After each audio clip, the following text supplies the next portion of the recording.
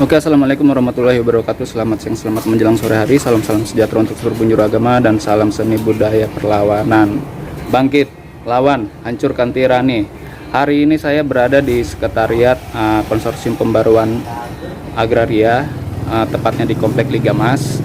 Kita lihat kesibukan beberapa kawan-kawan pengurus untuk mempersiapkan distribusi beras hasil panen dari tanah reclaiming tersebut.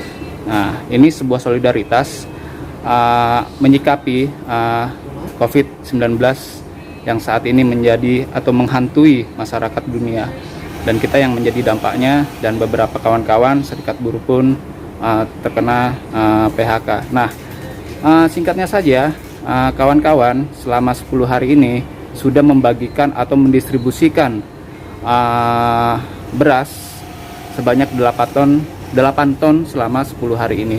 Nah, untuk selanjutnya saja kita berbincang sebentar kepada kawan Cas Rudi. Oke, ini kawan Cas Rudi.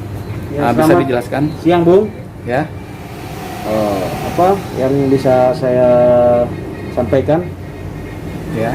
Jadi intinya kita untuk dalam 10 hari ini ya, kita sudah mendistribusikan beras sebanyak 8 ton ya. 8 ton kepada teman-teman, satu kepada teman-teman KTBI, yang kedua itu adalah kepada teman-teman yang PPMI, PSI ya.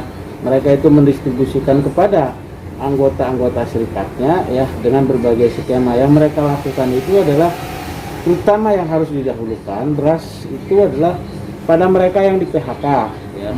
Yang kedua itu adalah orang yang sudah buruh-buruh yang sudah ada pengurangan jam kerjanya ya.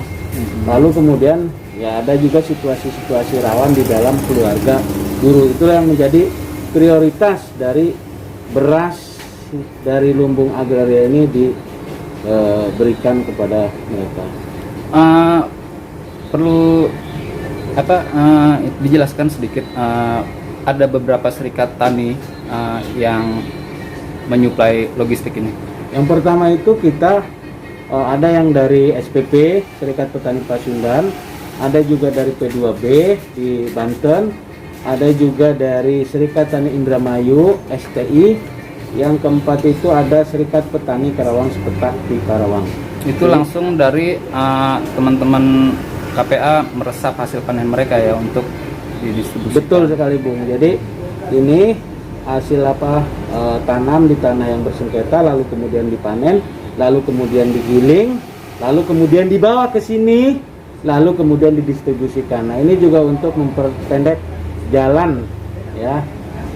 Selama ini kan rantainya panjang sekali ya. Ini kita udah memperpendek, Bung. Ya, tanam digiling, lalu kepada lumbung agraria, lalu udah kepada buruh. Jadi cuma 4. Yang tadinya itu harus dari ada tengkulak lagi, ada mafia, rantainya panjang sekali, ada bisa nyampe 12 tahapan sampai kepada petani. Ini kita cuma 4. Petani langsung digiling ya, langsung kepada lumbung agraria, langsung di. Jadi sebenarnya ini langsung, karena di petani itu kan tidak ada pengepakan ya. Nah, sekarang kami ini melakukan pengepakan. Mungkin ke depan itu malahan bisa langsung aja shred kan begitu. Yang penting sudah terkonsolidasikan dengan kita. Jadi ini benar-benar dari petani langsung bisa ke buruh. Nah,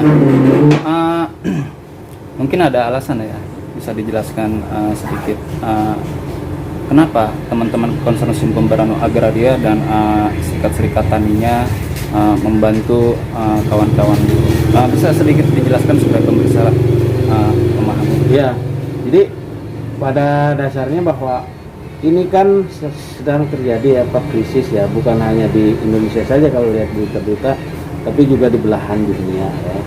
Yang akibatnya juga adalah kepada para pekerja ataupun buruh-buruh yang ada di kota. Kalau kami yang ada di desa sih memang kami sibuk untuk hanya bercocok tanam untuk memproduksi bahan makanan ya untuk pada buruh. Nah, ternyata situasi ini adalah semakin darurat.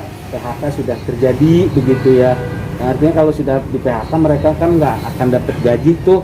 Tapi kan makan itu harus gitu ya. Nah, ini sebenarnya yang menginisiasi untuk kita melakukan donasi semacam ini kepada teman-teman yang ada di buruh. Jadi begitu, Bung, yang kita lakukan latar belakangnya. Ya, untuk sebuah solidaritas yang sudah menjadi tali temali, di mana pada saat gerakan petani pada saat 24 September turun, di situ ada sebuah solidaritas, buruh tergabung, dan di mana buruh pada memasuki bulan Mei, 1 Mei ya, Hari Buruh Internasional, teman-teman petani turut bergabung. Ini menjadi suatu menjadi suatu solidaritas yang tidak bisa dilepas ya, hubungannya di antara gerakan petani dan gerakan buruh sendiri. Nah, harapan ke depan atau masukan untuk pemerintah ke depan, apa masukan Anda? Ya, saya pikir ini kan gerakan-gerakan solidaritas antara buruh dan petani ya. Harapannya itu kan sebenarnya adalah ada jaminan dari negara ya. Negara yang pertama itu adalah juga harus menjamin kepada seluruh rakyat Indonesia supaya pangannya itu tercukupi ya. Tercukupi dari mana? Ya dari tanah air, dari negaranya sendiri. Sekarang ini kan pangan itu hampir banyak ya, bahan makanan itu kita import bermacam-macam, termasuk beras yang sebenarnya bisa ditanam. Nah, masalahnya itu apa kan? Masalahnya itu menurut pendapat kita ya, tanah ketersediaan tanahnya itu ya, itu adalah sudah untuk tanaman padi itu berkurang. Mereka itu, negara itu lebih banyak memproduksi minyak sawit gitu ya. Ya, ini kan nggak bisa kayak begitu. Nah, seharusnya itu adalah yang terbanyak adalah menyediakan makanan untuk rakyatnya begitu ya. Artinya apa? Yang dibutuhkan itu adalah tanah. Nah, tanahnya itu untuk siapa, pertanyaannya? Tanahnya itu adalah untuk rakyat. Untuk siapa?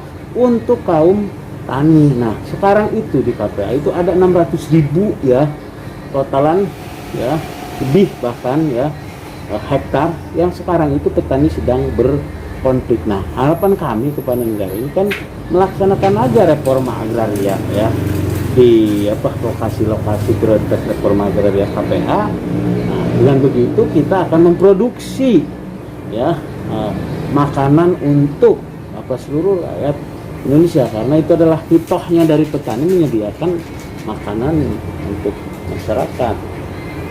Oke, itu pesan singkat yang terakhir disampaikan oleh kawan Casrudi dari Konsorsium Pembaruan Agraria. Oke, terima kasih Bung.